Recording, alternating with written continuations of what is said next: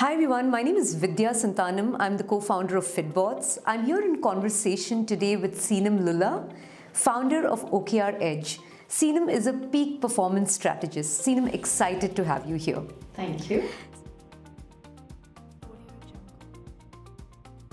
Seenam, you work with a number of organizations on implementing OKRs. What in your mind are 5 golden rules of OKR implementation? So OKRs do not succeed at every organization they are implemented at. Why is that? Number one, the executive sponsor for the OKRs must always be the CEO. It is a huge change for the organization, and for all the employees to believe that there is an urgency around it, they have to see that the CEO has bought into it. So what you need is a stand-up communication program, kick-off meetings, town halls, emails from the CEO's office, the works. Number two, hire an external coach for implementation. The external coach should bring business leaders, managers, and frontline leads along to ensure that it is not a tell them approach. They should rally and electrify to build consensus around the change. The external coaches also make workshops a safe space for debate, uncomfortable conversations. A lot of times in hierarchical organizations, there's a missed opportunity. Some people hold back and some people will do too much.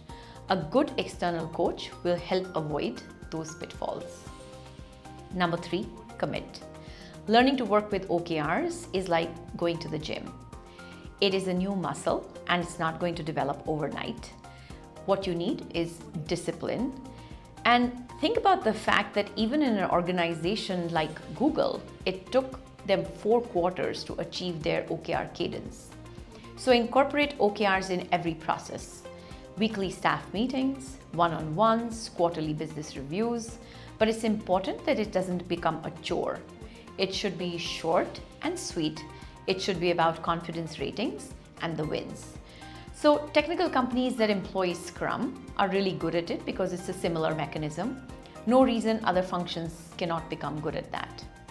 Number 4, use a platform. Spreadsheets can only take you so far. A good platform should enable visualizing the alignment of objectives and key results across the organization. It should enable measuring the progress of value creation, and it should support conversations during the process and also when you're measuring results. Last but not the least, divorce OKRs from compensation.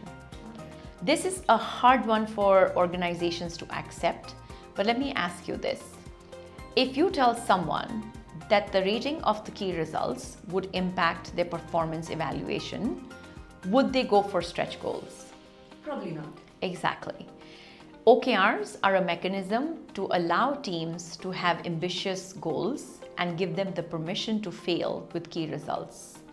If you want teams to push themselves, you should divorce OKRs from compensation. Thanks, Seenam. I really like the 5.